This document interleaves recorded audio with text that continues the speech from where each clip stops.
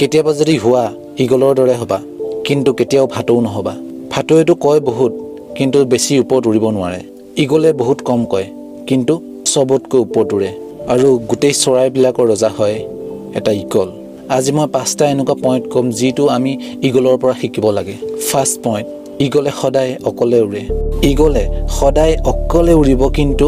সৰু চৰাইৰ লগত কেতিয়াও নুৰে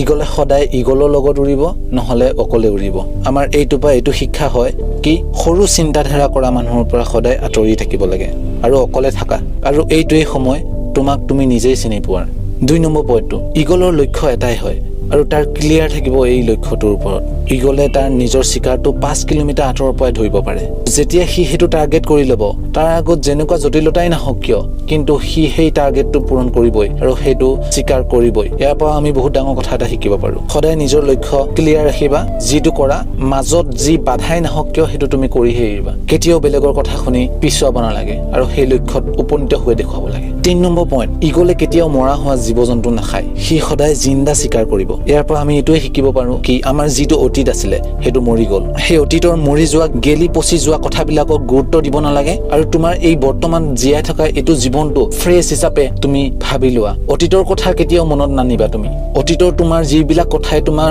মাথা খাই থাকে সেইবিলাক হেতু জেগাতে থাকিব দিয়া যিটো জেগা সি থাকিব লাগে তোমাৰ অতীতৰ জেগা তোমাৰ অতীততে হেতু বৰ্তমানত জেগা নিদিবা তুমি কিন্তু যদি তোমাৰ অতীতটো এবাৰ প্ৰেজেন্টত আহি যায় তেনেহলে তোমাৰ অতীতে এতিয়া প্ৰেজেন্টক তোমাক কেতিয়াও থাকিব নিদিয়ে অতীতত তোমাৰ লগত যিমানেই বেয়া নহওক কিয় সেইবিলাক ভাৱনা সেইবিলাক কথা মৰি গল শেষ হৈ গল আৰু সেই ঈগলটোৰ নিচিনা হোৱা কেতিয়াও যাতে সি মৰা বস্তু নাখায় 4 নম্বৰ পইণ্ট যেতিয়া ধুমুহা বতাহ আহে ঈগল একদম পুৰা এক্সাইটেড হৈ যায় যেতিয়া বৰষুণ হয় সব চৰাই চিৰিকটি চুপচাপ বহি থাকে কিন্তু ঈগলৰ বহুত ভাল লাগে যেতিয়া বহুত জোৰে বতাহ মাৰে সেই বতাহৰ সহায়ত সি আৰু ওপৰলৈ উৰি যায় আৰু ওপৰলৈ উৰি উৰি ইমান উৰি যায় মেঘবোৰ পাৰ কৰি যায় আৰু ইয়াৰ পৰা আমি এটা বহুত ডাঙৰ কথা শিকিব পাৰো আৰু বিপদত তুমি কি ভাল হ'ব হেতু চোৱা আৰু নেপোলিয়ন হিলে কৈছিলে প্ৰতিটো ডাঙৰ সমস্যাই এটা নিজৰ লগত বহুত ডাঙৰ উপহাৰ লৈ আহে আৰু সেই ঈগলটোৰ দৰেও তুমিও সেই উপহাৰটো বিচাৰি উলিয়াব লাগিব যোনদিনাখন সেই উপহাৰটো তুমি বিচাৰি পাবা সেই দিনাখনৰ পৰা তুমি গম পাবা তোমাৰ যিমান মুস্কিল আছে সববিলাক তলত থাকিব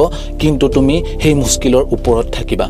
5 নম্বৰ পইণ্ট ঈগলে সদায় তাৰ নিজৰ বাহাটোৰ পৰা কোমল কোমল বস্তুবিলাক অতৰাই দিয়ে কিয়নো তাৰ যিটো পোৱালি হ'ব সেই পোৱালিটোৱে তাত যাতে কমফৰ্টেবল নহয় আৰু যদি ঈগলৰ পোৱালিটোৱে সেই বাহাত থাকি ভাল পোৱা হৈ যায় সি তাতেই থাকিব কেতিয়াও সি শিকাৰ কৰিবলৈ নোলাব কিন্তু ঈগলে কেতিয়াও এনেকুৱা হ'ব নিদিয়ে ঈগল এটা চৰাই হৈও সি জানে যে কমফৰ্টত থাকিলে মানুহ কেতিয়াও সুখী হ'ব নোৱাৰিব আমি কিন্তু মানুহ হয় হেতু কথা বুজি নাপাওঁ আমি যিমান ফেচিলিটি লৈ থাকিম আমি পাছলৈ গৈ সিমানেই এলেহুৱা হৈ যাম আৰু এলেহুৱা মানুহে জানেই নহয় একো কৰিবই নোৱাৰে সেই কাৰণে ঈগলৰ দৰে হ'ব লাগে নিজকে নিজে চিনি পোৱা হোৱা আৰু সেই কমফৰ্ট জোনৰ পৰা নিজে ওলাই আহা আমি যিমান সুবিধাবাদী হৈ থাকিম সিমানেই আহি থকা জীৱনটো আমাৰ অসুবিধা হৈ পৰিব কিয়নো আমি বেলেগৰ ওপৰত নিৰ্ভৰ হৈ যাম সেই কাৰণে নিজে নিজৰ ওপৰত নিৰ্ভৰ হ'ব শিকিব লাগে